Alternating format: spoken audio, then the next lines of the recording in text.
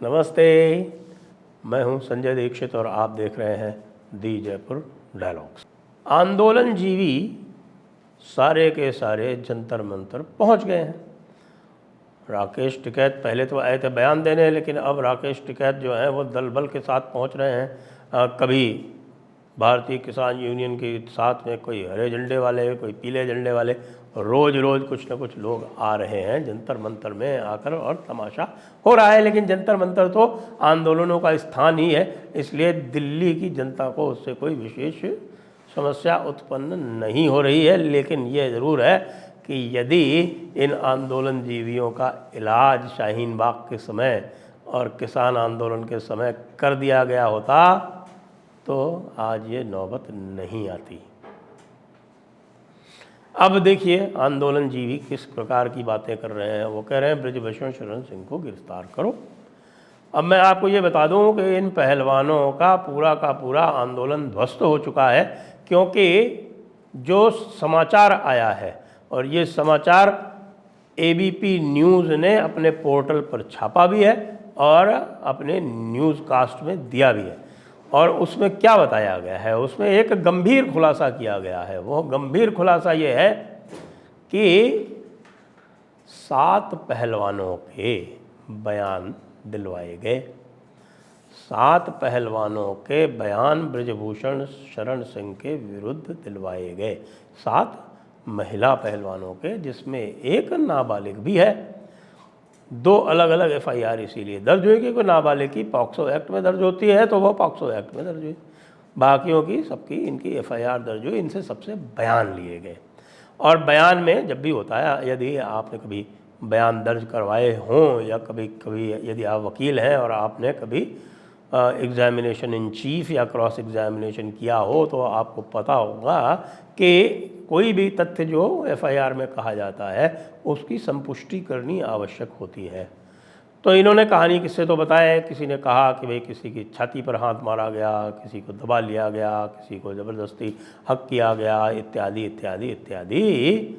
लेकिन जब उनसे ये पूछा गया कि भाई ये कब हुआ, तो आपको ये जानकर आश्चर्य होगा कि 7 में से एक भी पहलवान वह तारीख, वह दिनांक नहीं बता पाई कि जिस दिन वो घटना हुई थी।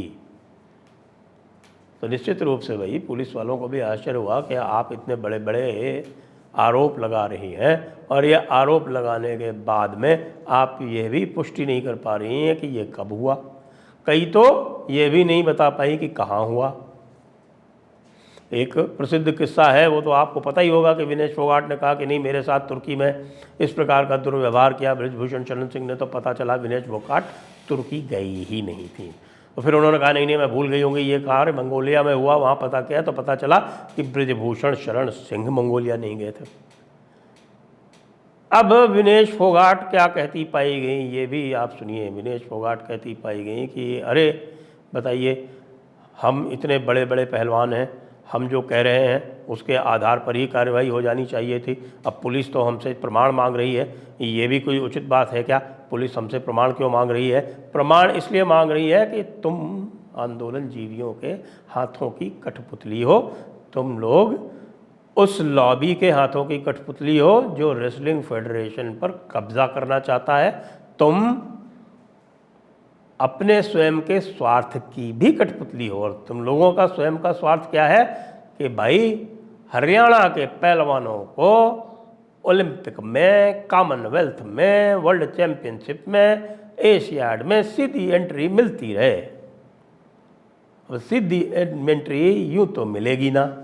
अब सीधी एंट्री का रास्ता बंद कर दिया बृजभूषण शरण सिंह ने, तो तन्ने ताव आ गया।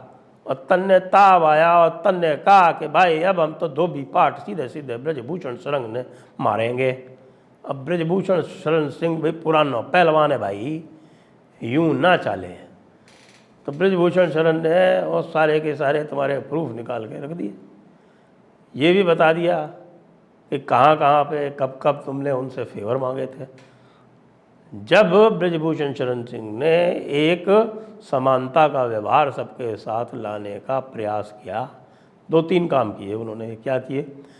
एक तो ये किया कि जो भी पहलवान है वो अपने प्रदेश से ही खेलेगा।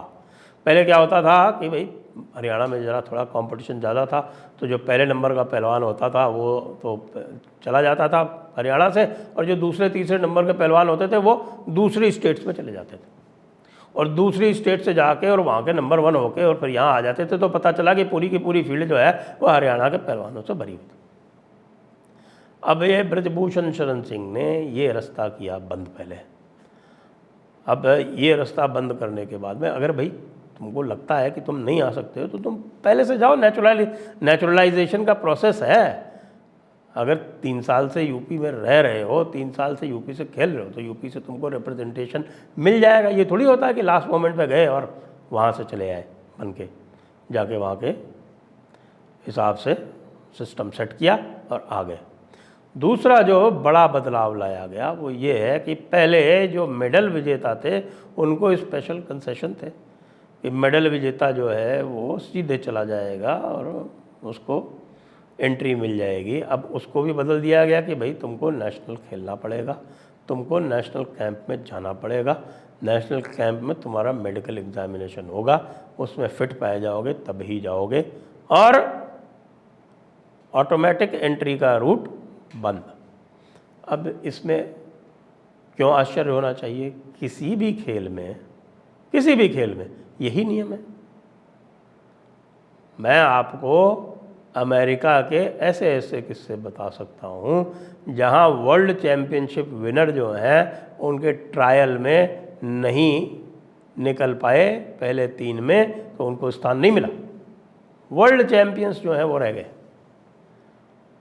जो बड़े बड़े जो आपके हैं कार्ल लुइस जैसे लोग जो 4-4 गोल्ड मेडल्स एक इवेंट में लाए, इनको सबको इसी क्वालिफाइंग के थ्रू अमेरिका में जाना पड़ा। और यहाँ भारत में भी एथलेटिक्स में और जितनी भी और इंडिविजुअल परफॉर्मेंस वाली जो इवेंट्स हैं उसमें सब में इसी के माध्यम से जाना पड़ता है। बॉक्सिंग में तो और भी टाइट कर दिया है। देखिए आप, बॉक्सिंग में जो फॉरेन कोच आए हैं उनके कारण अब और भी अधिक स्ट्रिंजेंट हो गई है प्रतियोगिताएं, और आपकी सारी के सारी जितने भी फैक्टर्स हैं उनको निकाल के पॉइंट बेस पे नंबरिंग करके जो नंबर 1 होगा वो ही जाएगा। तब भाई पहलवान में ऐसी क्या खास बात है, ऐसी क्या खास बात है? अब पहलवान में ऐसी क्या खास बात है कि पहलवान तो डायरेक्ट ही जाएगा। अब भाई डायरेक्ट नहीं जाएगा। अब ब्रजभूषण शरण ने नियम बदल दिए हैं, अब तो फेयर कंपटीशन होगा। अब ये फेयर कंपटीशन जिनको पसंद नहीं है वो ये कहते हैं। बाकी आंदोलन जीवियों का भी बजरंग पूनिया से मोह भंग हो गया, ये भी आप जानो। बजरंग पूनिया ने अभी 1-2 दिन पहले कोई बजरंग दल का समर्थन कर दिया। बजरंग बली की जो आपकी आक्रोशित बजरंग बली की एक फ़ोटो है जो बड़ी प्रचलित हुई थी पीछे, वो डाल दिए उन्होंने, रेखा चित्र है, उसको डाल दिया और कहा कि मेरा नाम बजरंग पूनिया, मैं बजरंग दल का समर्थन करता हूँ। लो भाई, सारे के सारे जो है वो आंदोलन जीवी, सारे के सारे लेफ्टिस्ट जितने जाके यहाँ समर्थन कर रहे हैं वो सारे के सारे कूद पड़े। अरे भैया, पहलवानों के तो देवता ही बजरंग बली हुआ करें, और पहलवानों के देवता बजरंग बली, नाम बजरंग पूनिया, बजरंग दल समर्थन कर दे, बजरंग बली जय, बजरंग बली की जय कर दे, तो लेफ्टिस्ट सारे नाराज। तो अब भाई तू तय कर ले बजरंगी, वो बजरंग पूनिया तू भी तय कर ले भाई, तैने क्या करना है। तैने बजरंग बली की पूजा करके अखाड़े में तो भाई जब एंट्री करे तो बजरंग बली की जय के साथ एंट्री करे। मतलब बजरंग बली की जय करके एंट्री करनी है तन्ने के भाई, ये लेफ्टिस्टन के हाथों में खेलना है तन्ने। अब मजे कर लो। अब ये तो ब्रजभूषण शरण सिंह को तुम्हारे फांसने की जितनी भी स्कीमें थी अब वो तो हो गई है ठप, और तुम्हारा ये आंदोलन जीवी वाला आंदोलन ये अब तो अखबारों में पिछले पेज पे भी ना आवे, वो कहीं बीच में कभी कभी आवे, कभी कभी नहीं आवे, और कितना चलाओगे। अरे भाई होश की दवा करो और चलो, तुमको सब कुछ मिला है, तुमको नौकरी भी है, तुमको अवार्ड भी है, तुमको पैसा भी है, सब कुछ मिला है। अब आराम से कोने पे बैठो और दूसरों को आगे आने दो। नेशनल कैंप में साक्षी का तो नाम ही नहीं गया, और बजरंग का नाम गया, और नेशनल कैंप में विनेश का नाम गया। अब ये दोनों जाएंगे कि नहीं जाएंगे? नहीं जाएंगे तो हमेशा के लिए बाय बाय। जय हिंद, वंदे मातरम।